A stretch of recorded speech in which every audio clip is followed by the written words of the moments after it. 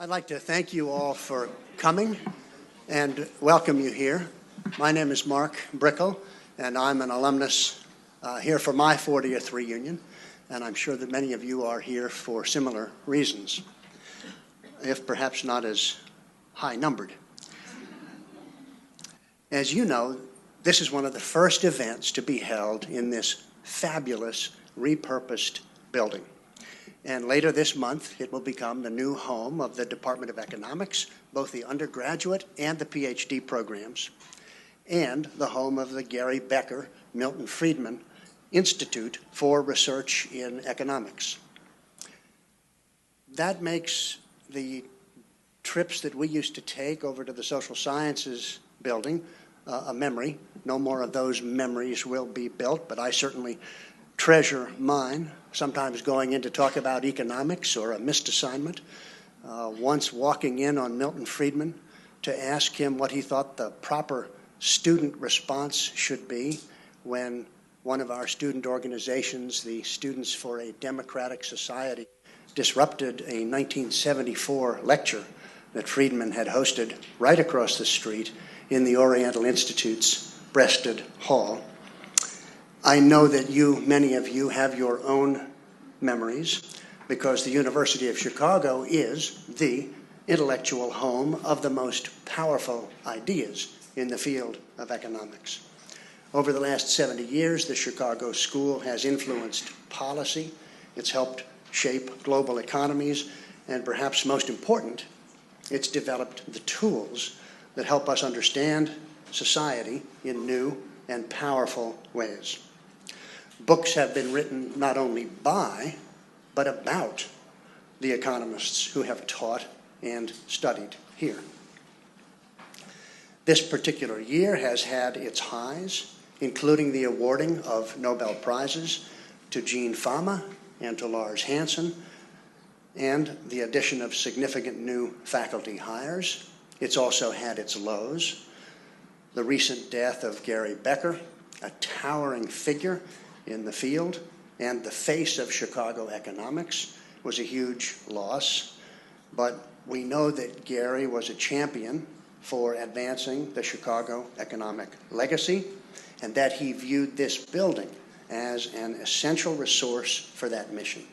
So his spirit is with us this afternoon as we come together now to mark this momentous time in the history of economics at the University of Chicago. It's nice to know about that history. It's nice to treasure it. It's even nicer to help make it. And you are about to hear the first academic lecture given in this new hall.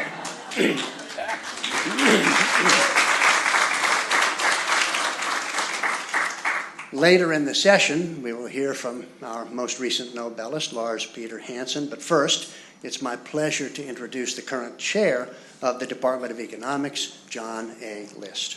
John is the Homer Livingston Professor in Economics and the college, and in addition, he holds a position as a National Bureau of Economic Research Associate. He is a university fellow at Resources for the Future. He's a research fellow at the Institute for the Study of Labor. He's an extramural fellow at the Department of Economics, Tilburg. From 2002 to 2004, John served as a senior economist on the President's Council of Economic Advisors.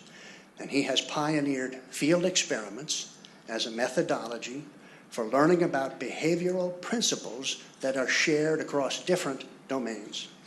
He's published over 150 peer-reviewed research publications, and he's provided insights into charitable giving, public goods provision, and the valuation of non-marketed goods and services. He received the 2010 Kenneth Galbraith Award and the 2008 Arrow Prize for senior economists for his research in behavioral economics and in the field. Please welcome John. He did some serious research. That's very kind. Thank you. Thank you. Thank you.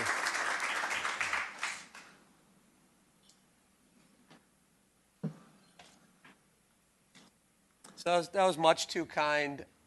So I was told I have 10 minutes. and then I should get off the stage for the real show. I want to begin by welcoming all of you back. And you are now sitting in what I believe to be the world's greatest building, which houses an economics department. That's how proud we are. In roughly 14 days. So my 10 minutes, I'm going to talk a little bit about my life. Basically, what is a chair's life like? Now, I think it's quite unique in our department because most of the rumors that you have probably heard about, they are all true and then some. Okay, so I do a bit of research, and I'll tell you about that to start. I do a bit of support of others, and I'm going to focus today on our hiring program and our recruitment of graduate and undergraduate students. But then at the end, every so often, you have a bit of fun. And we had a lot of fun beginning in October, which I'm going to end my 10 minutes in telling you a little bit about when I woke up one morning in October, what happened. Okay, so what is my research about? I'm essentially an economist who asks why. Why do people discriminate against one another? Now, Gary Becker did seminal work in the 50s on his dissertation, developing a very important economic theory about why people discriminate against each other. I ask questions such as, why do women earn less money than men in labor markets? I ask questions such as, why do inner city schools continue to struggle? And as was mentioned in the intro, I'm really interested in why people give to charitable causes. What keeps them committed to giving to the cause? And what factors or incentives can we use to get people to help our individual 501c3s or charities? These are some of the questions that I've been looking at using field experiments. Now, when you hear about experiments, my guess is you think of your days as an undergrad when you saw a sign or you were taking Psych 101 and you were asked to come in and take part in an experiment. How many of you have taken part in a psychology experiment? Please. Perfect. Okay, so that's not what I'm talking about here. Okay? Okay? Now, what I'm talking about here is something altogether different. It's going out into markets or the real world and learning about those questions. So let's figure out who are my experimental subjects. Who in here has flown United Airlines in the past few years? Please raise your hand if you've flown United Airlines in the past few years. Very good. Quite a few of you. Who has given money to Smile Train, the Red Cross, or the Sierra Club in the past 5 years? Please raise your hand. Okay, fair number of you. Who in here has voted in either of the past 2 presidential elections? Please raise your hand. Okay, so my research suggests that about half of you are lying. Okay, but we'll get to which half later. Who in here has used search engines in the past few years for retail purposes? Please raise your hand. Okay. Has anyone not raised their hand at least once? Perfect. The guy who's lying. That's perfect.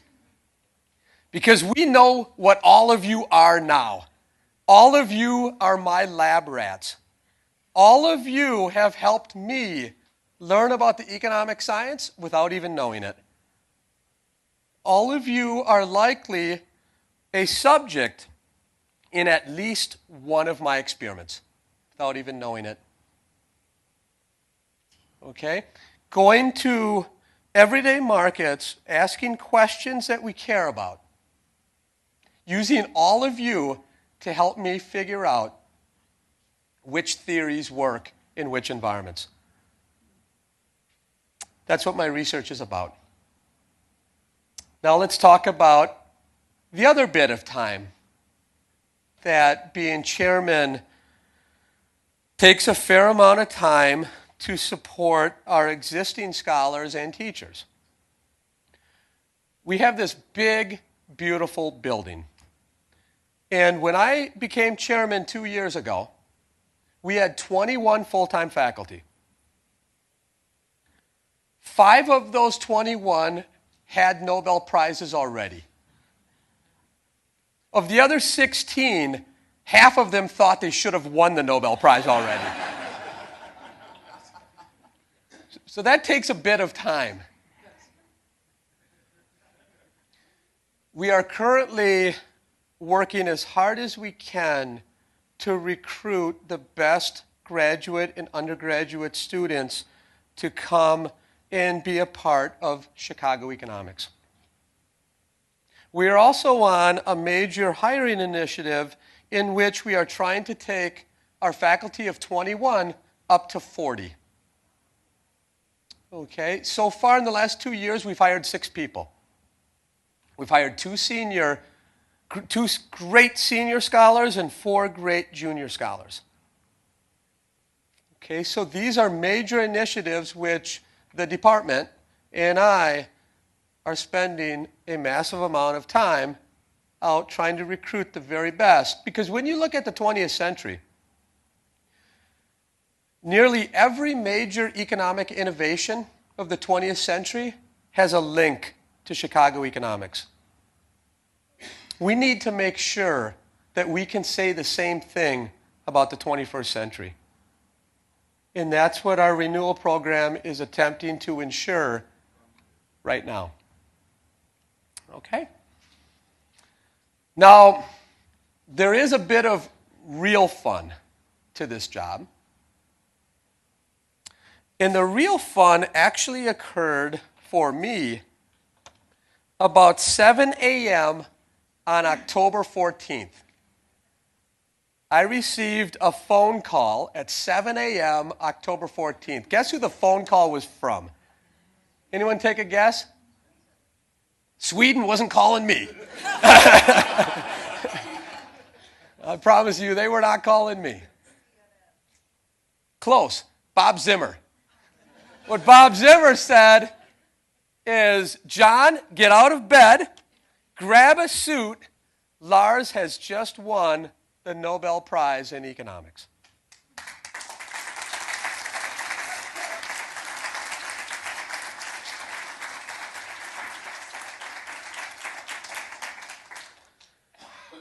Now the committee, you can't really read it here. The committee cited Lars' empirical analysis of asset prices. Lars developed a very important approach.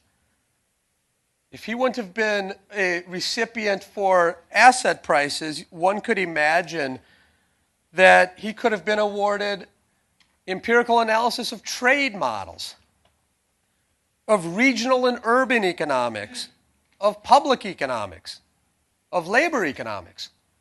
It could have really been empirical analysis of anything. That's how important Lars' contributions have been to the social sciences.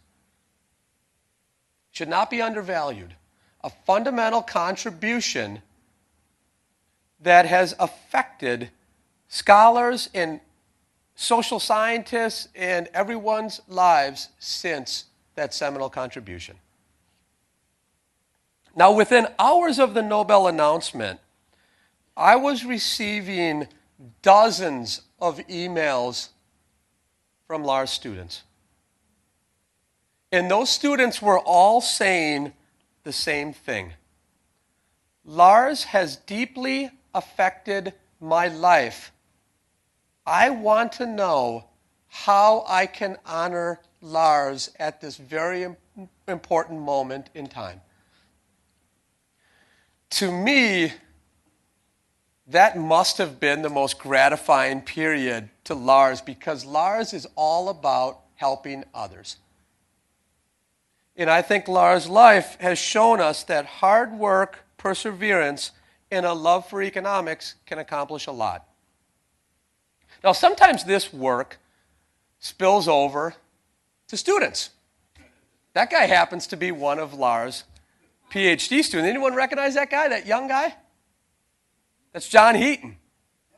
Yeah, he's a dean over at the business school, and the young man, I believe, is Lars' boy. Lars teaches at an early age how to build models. I am very proud to give you Lars Hansen, my friend and colleague.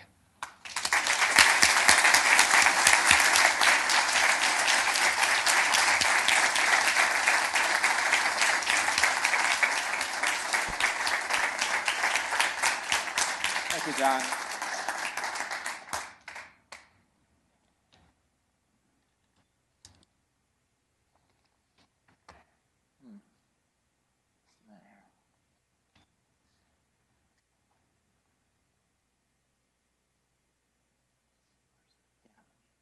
Set?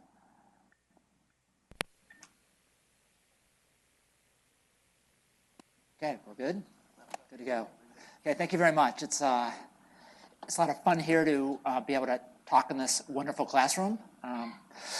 John and I will be glad to declare this as the first lecture in this classroom, so he and I now have bragging rights, so we'll just declare them.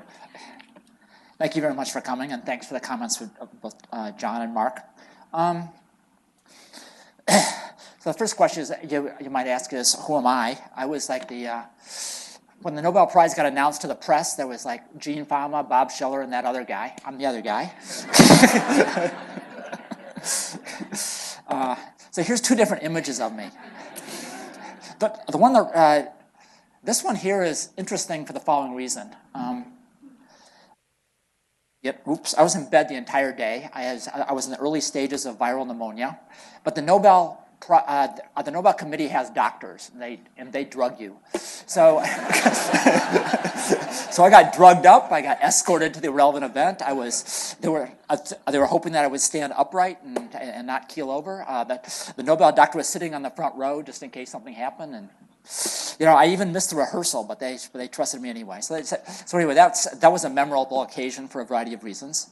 But the other one's kind of interesting too. I have a student that's a former student that was from Czechoslovakia, and there was a newspaper article in Czechoslovakia with that portrayal. I guess it's supposed to indicate some of my multiple interests. It was actually in Czech, not English. It's been translated here for our purposes here. And that's the other image of me. I'm not sure I like either one of these images, but that's the one my students tend to think of, I guess. So I don't know which is better. So in terms of alumni, I guess I myself have no University of Chicago degrees, which is my limitation. I do have some connection to U of C degrees. These are a bunch of my graduate students were very kind to come back just in advance of Grace and I going to Stockholm, and they did a conference in my honor, and many of these are University of Chicago alumni from our PhD program. I've been proud to have about 60 PhD advisees and more than 100 other ones I've been in committees of. And they're all wearing this really silly T-shirt that I just showed you a picture of. So anyway, that was one of the most fun moments of the whole event. I do have other bragging rights for alumni.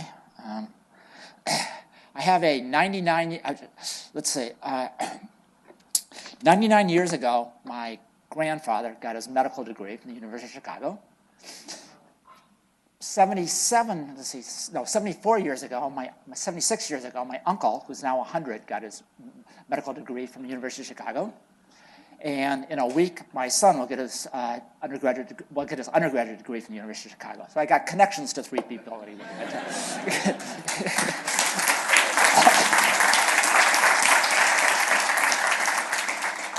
So let's get.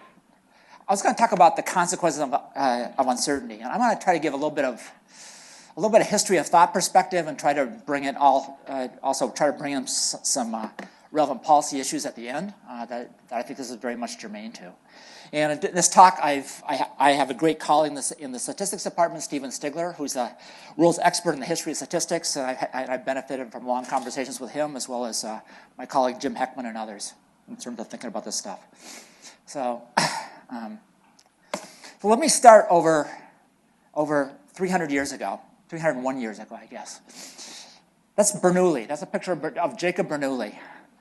If you look at probability theory before Jacob Bernoulli started working, it was all about games of chance. Okay? And these are games in which you knew what the probabilities were. It was like rolling dice, so you knew that probably like 1/6 would come out, coin flips, and probability was all about doing calculations when you knew stuff, when you knew all the probabilities.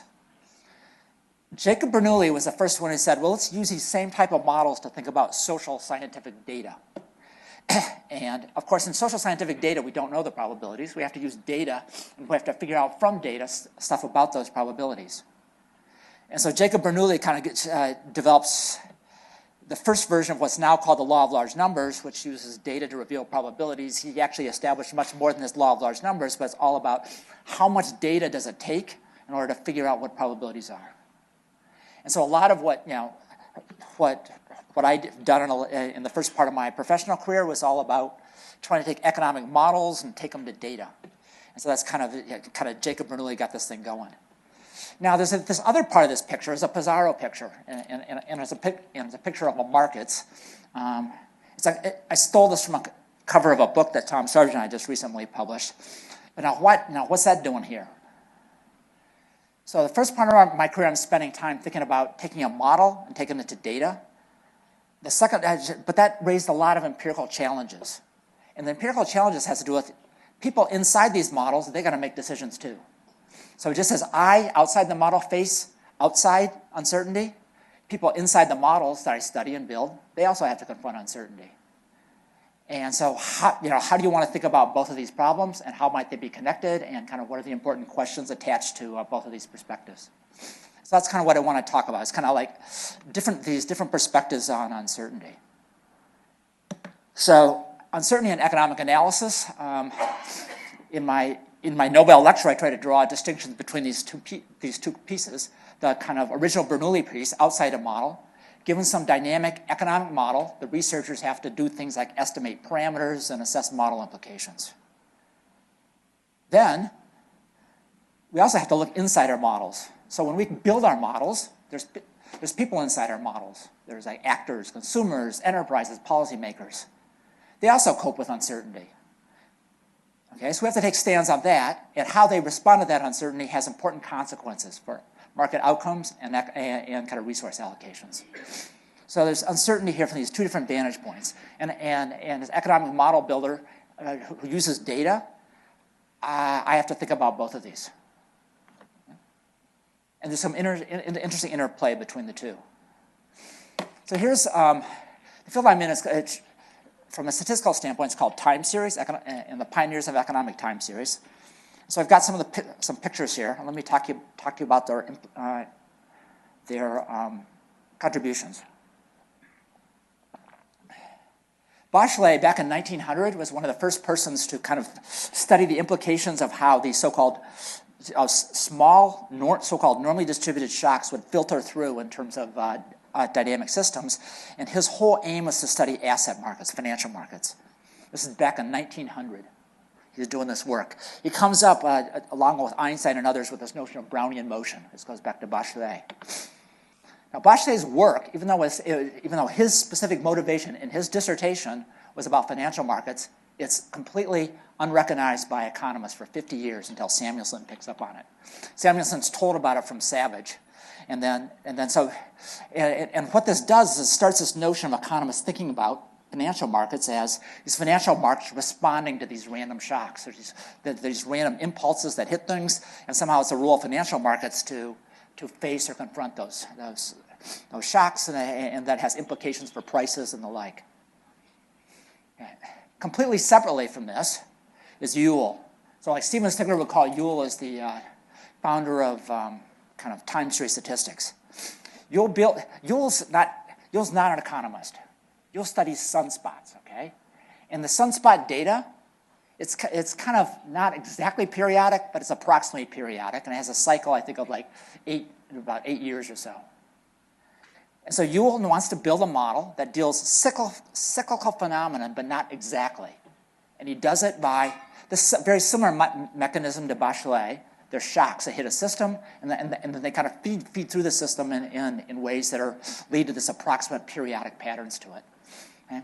So Yule's doing this in 1927. It's funny, Yule's actually studying real sunspots. These days, economists have these, whenever they make reference to sunspots in dynamic models, there's supposed to be some type of bogus notions of uncertainty. But actually, Yule actually studied real sunspots and their consequences. Slutsky, who's famous for other contributions in price theory, also wrote a very fundamental paper coming out of Russia on time series. And so what Slutsky did was the following. He said, let's think more generally about the same type of problem that Yule's thinking. There's a bunch of random shocks, and they have implications that filter through dynamical systems, percolate through dynamical systems. There's a shock today, a shock's going to affect things in future time periods and the like, and let's piece together a whole bunch of these shocks. There's a repeated hitting by shocks, but they all have these kind of nice dynamic transmission mechanisms to them. So what Slutsky does is kind of very clever. It also is a little bit cheating too, but let's start with the clever part first. He takes some data from lotteries. This is his way to do a so-called Monte Carlo study. It goes to actual lottery data, and he takes that as his random variables, and he feeds them through his models, showing that you can get approximate models designed to get these approximate periodic structures to them to try to imitate business cycles.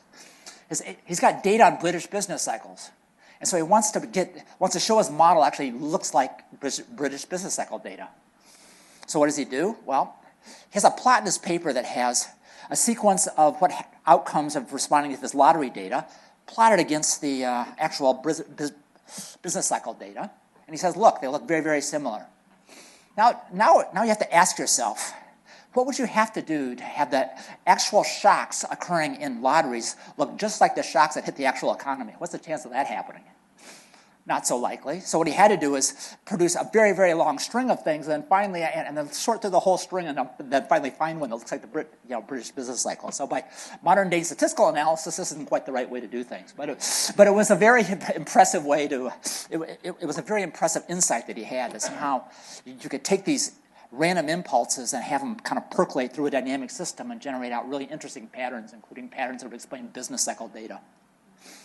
Ragnar Frisch was the first Nobel laureate in economics, along with Tinbergen.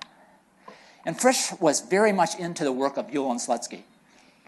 But his aim was to build it to explicit economic models, not just to show these cyclical patterns, but actually build some explicit economics into it. He built these kind of tools that are now called impulse response functions that are used extensively. And he actually talked about how to use economics to explain some of the type of findings coming out of models that Yule and Slutsky were advocating. And so the thing that's interesting, though, is that these three contributions Frisch was very much aware of Yule and Slutsky's work.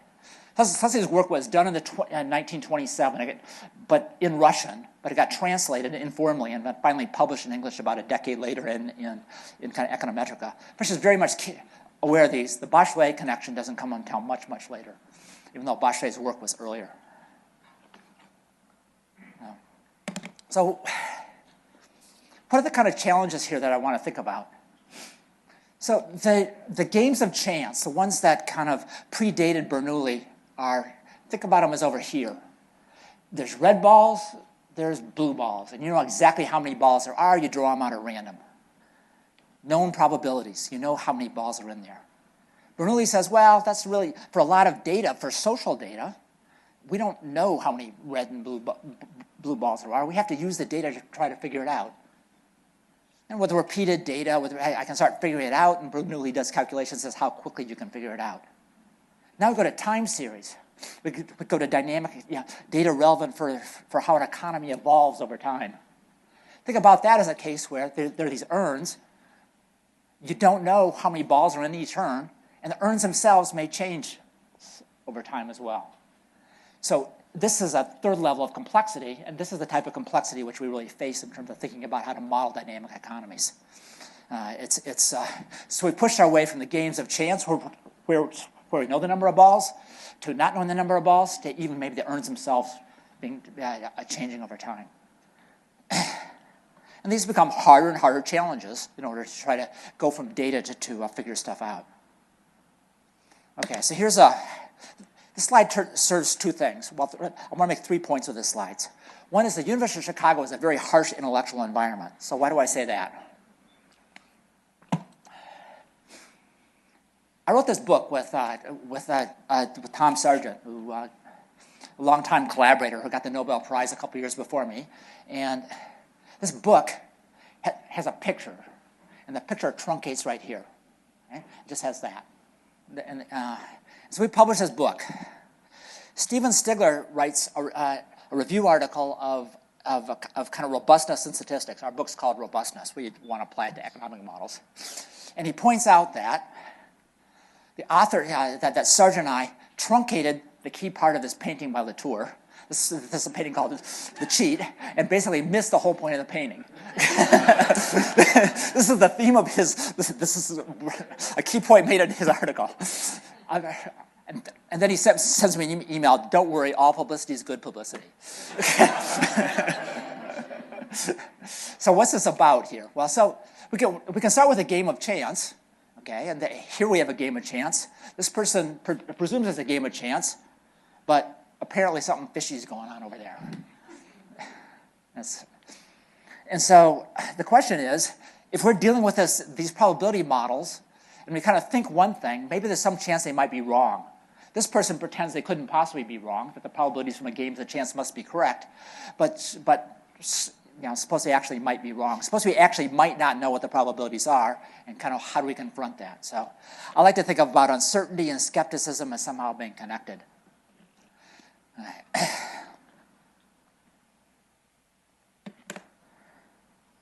So here, so there's some very important contributions have come, as I think, coming out of this idea of decision theory.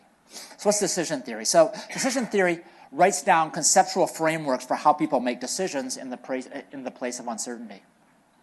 There's a key insight in this whole literature due to Frank Knight, a very famous economist at the University of Chicago. Frank Knight wrote this book, and that's often cited, and I'm quite convinced that it's not very well read. Because, in fact, it's a very, very obscure book to read, and it's one of the hardest books I've ever tried to read, and it's not really all that clear. But it's very, very heavily cited, and he draws a distinction, like I've talked about before, between a situation where you know probabilities and a situation in which you don't, and how that distinction can have very important ramifications for decision-making. And so so kind of what do we do about that? Well, there's important contributions then that come from Di Finetti, who was an Italian statistician, and also from Savage, who was in the statistics department here. So before I tell you the contribution, this is going to go back to one of John List's discussions. Savage was in the statistics department here, and he left it. He left it for personal reasons, and a year or two later wanted to come back. His colleagues in statistics didn't want him back, and so he wasn't allowed back. If this were the Department of Economics, getting along with the colleagues isn't part of the prerequisites. In fact, it may be just the opposite. It's supposed to be difficult to get along with, but we don't welcome him back, I guess. But anyway, Savage and Di Finetti kind of combined work out this notion about what's called subjective uncertainty. In these situations where you don't know probabilities, then you kind of, through introspection, through other type of forms, you kind of formulate the corresponding sets of probabilities. Walden also lays out a whole formal decision theoretic framework for which you can then bring in these Di Finetti and Savage ideas into. And Di Finetti and Savage came up with intellectual justifications for what's now called Bayesian statistical approaches to both econometrics and statistics and the like. And the idea was that, well, situations in which we really don't know stuff, we can kind of get started by some form of subjective uncertainty and then kind of learn from there. Now, this is a kind of a very elegant solution to this problem of uncertainty. But even Di Finetti, and it's often appealed to, and it's been incredibly powerful in actual applications. But even Di Finetti and Savage, in their own writing, would argue that, well, this approach taken literally is probably way too simplistic. And in fact, subjective probabilities can be very, very challenging to form to begin with, and there may be uncertainty about how we want to do those as well. So they provide an elegant solution, but they themselves are partially skeptical of the solution.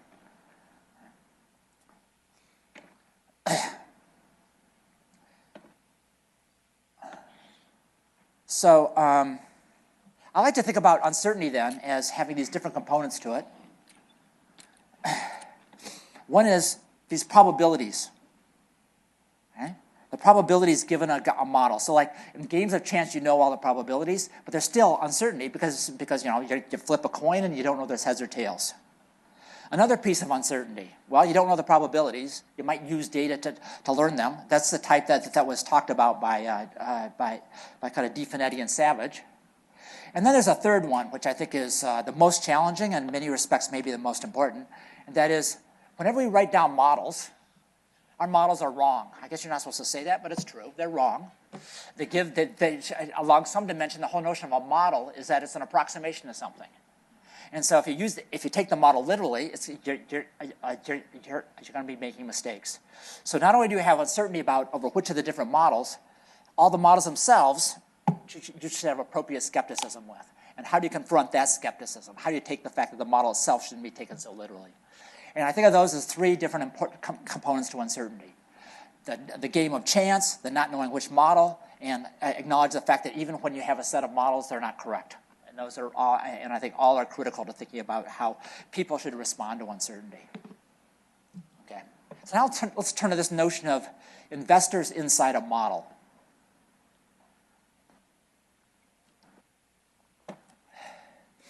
So, as I indicated before, when we construct a dynamic economic model as a researcher, we've got to figure out how these economic actors behave, consumers, enterprises, policymakers, as they cope with uncertainty. So the challenge is, as we look at these different models of how people cope with uncertainty, there's been huge advances in decision theory and the like that help us think about these different issues, components of uncertainty I talked about. Then the challenge for economists is to then deduce resulting market responses and the consequences for resource allocation. And what's coming out of this literature, kind of thinking about uncertainty much more broadly, is you get new sources for fluctuations in so-called uncertainty prices. And this is what's emerging.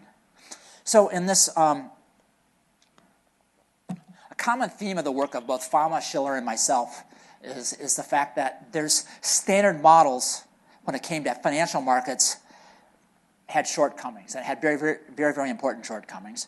And a piece of those shortcomings is the fact that these so-called risk prices fluctuate a lot over time.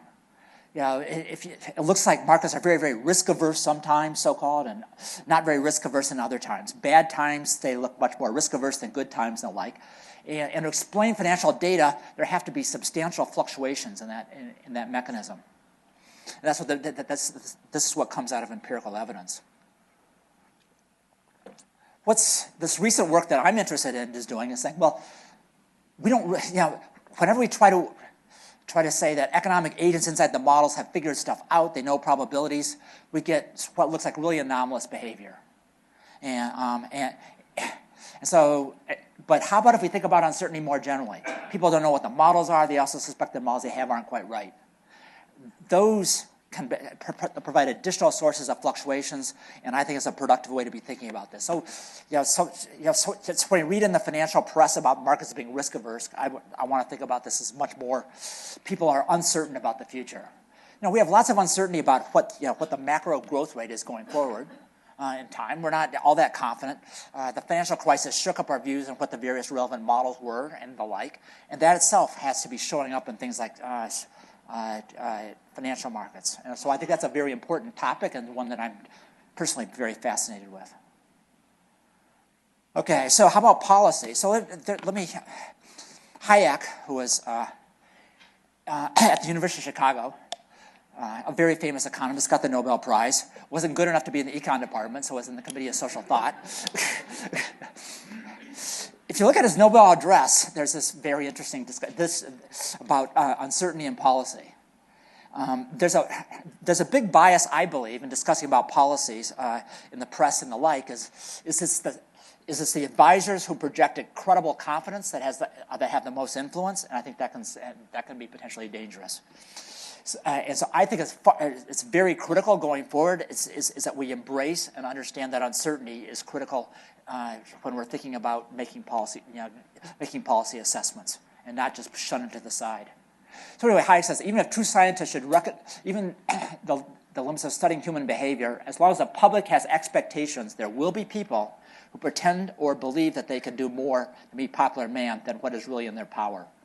So it's this fact that there's a bit of an overconfidence bias sometimes in terms of the provision of selling policies and providing policy advice.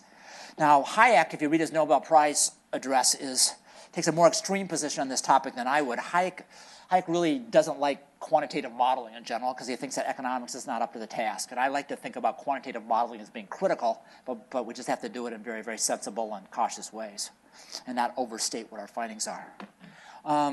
In that sense, I'm a little bit closer to Friedman's view. And here's a quote. Well, this is Friedman quoting somebody else, Josh Billings. The trouble with most folks isn't so much their ignorance as knowing so many things that ain't so. Pertinent as this remark is to economics in general, it's especially so in monetary economics. And so this is kind of leading to my discussion of, how about policy? When you start thinking about economic policy, so I've already described why this might matter in terms of explaining data, but how about in terms of thinking about policy? So with the financial crisis, a new term has kind of become in the forefront. If you go to the pre-financial crisis, there's this term called systemic risk that was pretty much out of. There were very few references to it, right? And this term has become a little bit like Justice Potter Stewart's view of pornography, under which if you kind of know it when you see it, but he's not going to tell you exactly what it is. And there's a little bit of that aspect to this as well. It's become a grab bag of scenarios rationalizing interventions in financial markets. And because of the financial crisis, there's been a rush towards embracing a concept of systemic risk in order to try to make this the guiding principle of financial oversight. There's no doubt that if we're going to be in the business of bailing out big financial institutions, they're going to have to provide some type of oversight. There's interesting discussions about how much we should be bailing them out and the like, but as long as we're in that business at all, there has to be some type of oversight. But what is a sensible type of oversight? And what is the dangers of pretending we have too much knowledge? I can assure you that, Andy Haldane from the Bank of England's written about this, Tarullo from the Board of Governors written about this. Our knowledge as academics of this concept of systemic risk remains somewhat meager. We're doing our best to learn about it. We're doing our best to understand more and more about it, but our knowledge is by no means advanced. And this is a case where kind of drawing this I think about this instead of risk, I think we have to think about this problem in much broader terms. Not stuff we figured out, but stuff that we really don't know about. We're unsure what the best model is for financial markets. We have to embrace that in terms of thinking about solutions. So early on in the financial crisis, I went to many different conferences that would talk about the systemic risk. And people would come out of these research departments from all the different feds and government agencies and say, this is a really complicated problem. Therefore, it requires a complicated solution. I would agree that kind of financial market oversight is a potentially complicated problem, but the point is that complicated problems do not necessarily require complicated solutions, especially when you have limited knowledge. The idea is that you write down some complicated model, work out what it tells you to do, and that model isn't quite correct. You might be doing more damage than good. And I think this is important to recognize. And this is kind of a point that Friedman and to some extent Hayek were both trying to get at. So this doesn't mean you don't do anything, but you recognize the limitations of your models and in terms of providing guidance. And you acknowledge the fact that there's some basic uncertainty. So here's a formula. We could talk about this formula if you want. This formula is basically out of Dodd-Frank, which is and I would say that this is Basel III. I'm sorry. I would say this is Basel III is some international arrangement for how to do financial market oversight. I would say this formula is supposed to be evidence to you that Basel III is complex and not simple. So I will not go through this formula for you. But this is my superficial evidence of some complexity in financial market oversight. So now let's talk about monetary policy. So monetary policy Friedman was, some of his most important contributions were in the realm of monetary economics. And Friedman would argue that we need simple monetary rules. Why? He would make the statement of long and it was his famous slogan of long and variable lags. And what he was trying to get at is the fact is that if we look at how monetary, the transmission mechanism for monetary policy, we're facing a lot of uncertainty. We really don't have a firm, complete understanding, at least in the time when Friedman was writing, of how that channel works. And therefore, it's a mistake to build policies that overstate how much we know about that mechanism. And given our limited knowledge of that mechanism, we should therefore be doing something simple rather than complicated. Now, monetary policy has changed dramatically since Friedman's time. It's got a completely different focus. It's shifted from monetary policy rules to interest rate rules, and kind of more recently to things like a principle called so-called forward guidance. Okay? So what's forward guidance?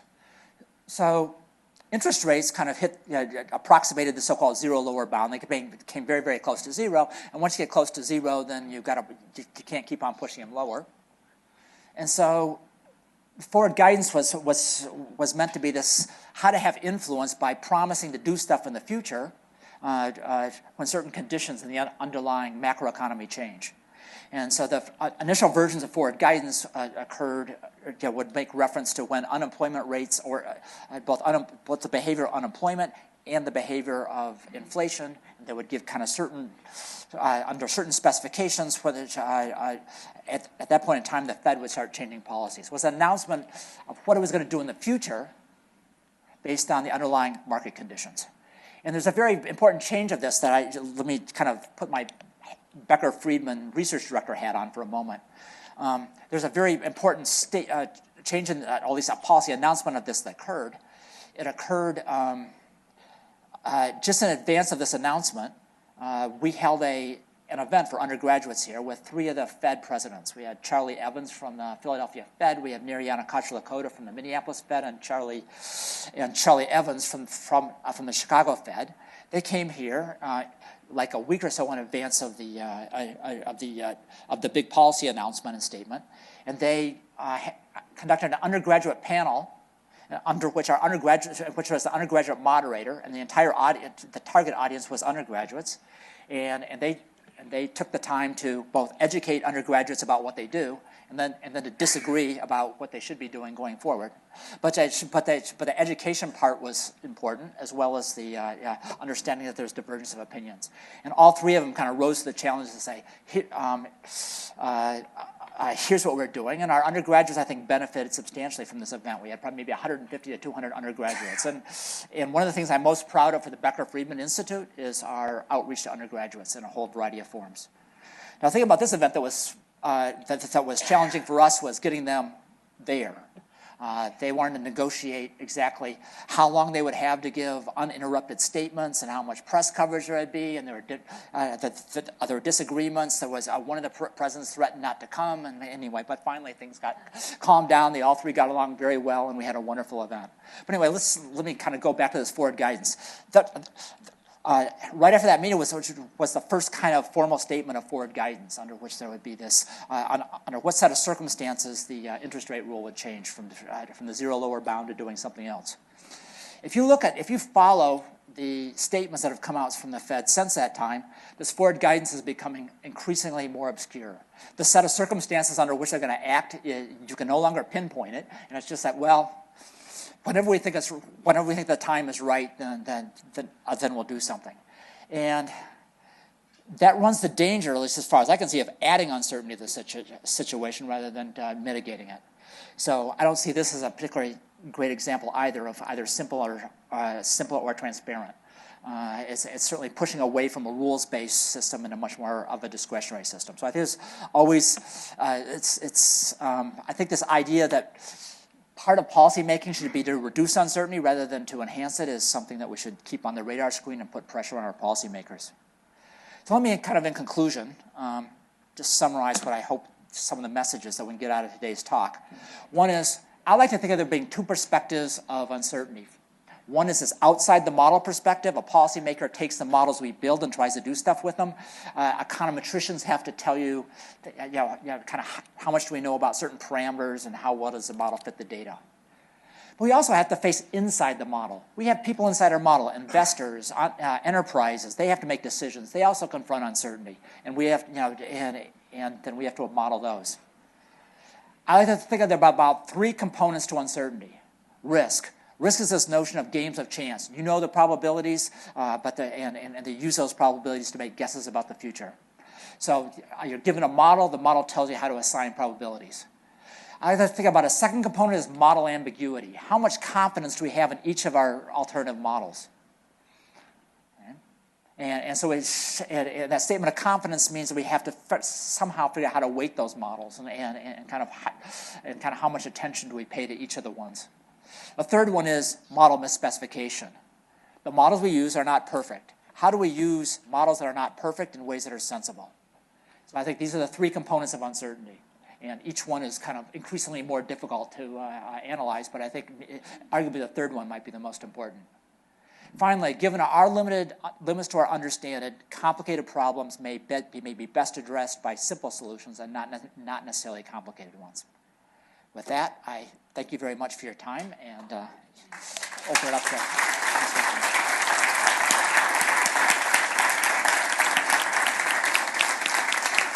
Can you take a question? Yeah, sure.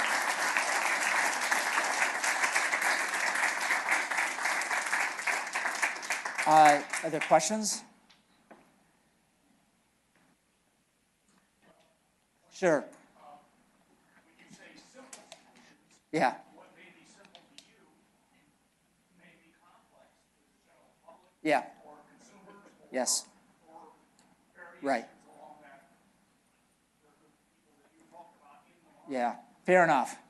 Simplicity might be in the eyes of the beholder, right? So that's an interesting question. So one part of simplicity that I think is important is if we think about the oversight of financial institutions.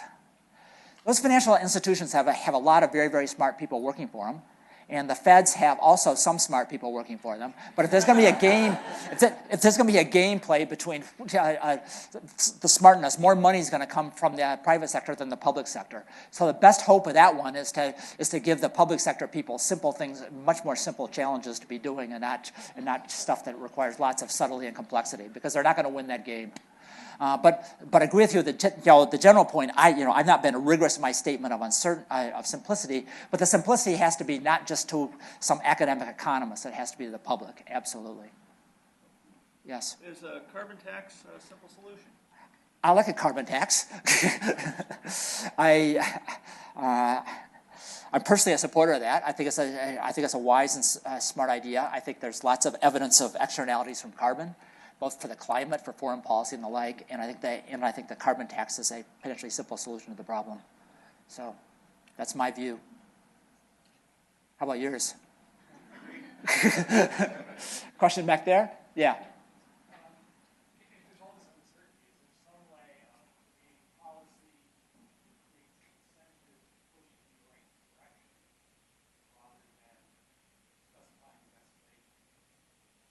Yeah.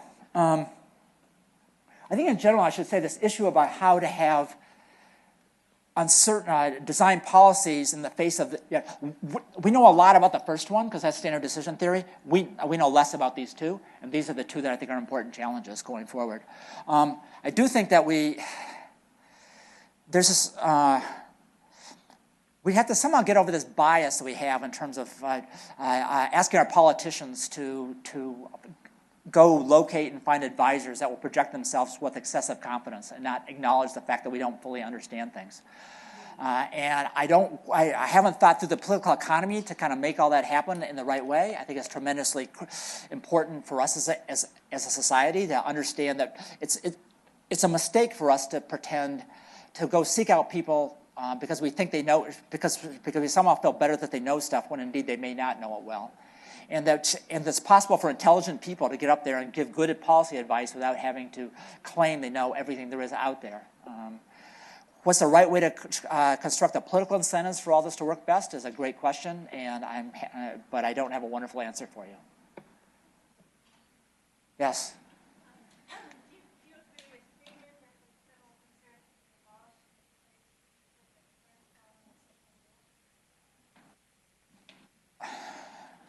So Friedman, monetary policy at the time when Friedman was doing it is very different than monetary policy now. So Friedman wanted to have a very simple monetary policy rule, and I think in the time he was writing, it was a sensible thing to be doing.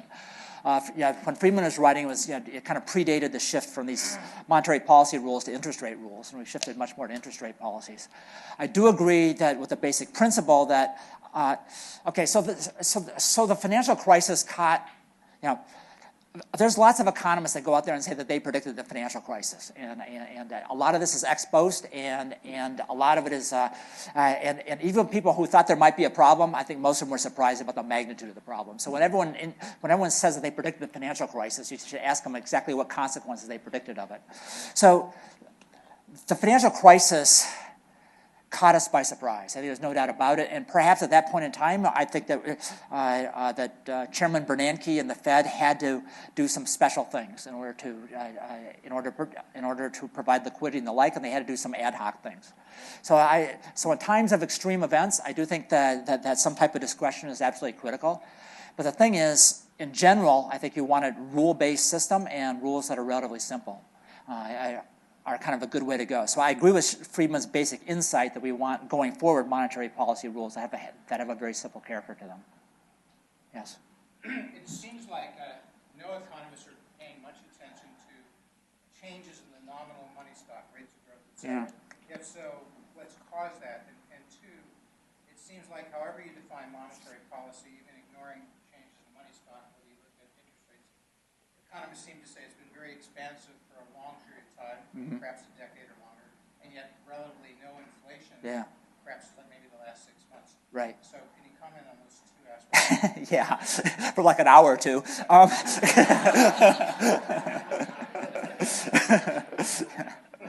have only 3 minutes. Yeah. So I think it's a real question about kind of, things have been expansive, and at what point in time do we really have to be worried about inflation kicking in? And I think the big concern is, there's not a lot of evidence of big inflation on the horizon, but could it kind of become an issue fairly quickly and kind of catch us a surprise and kind of take off? And I think there's some chance that could actually happen.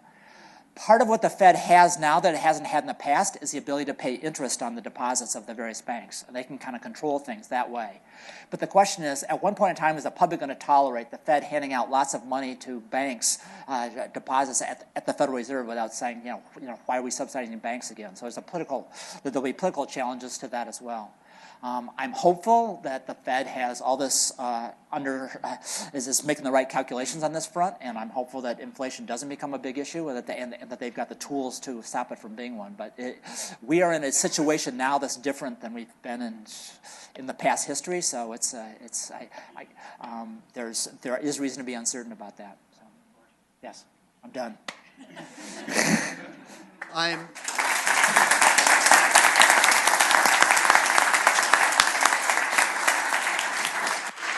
I know you'll agree with me when I say that due to your attendance and Lars's insights and John's contributions, this first academic lecture is a complete success.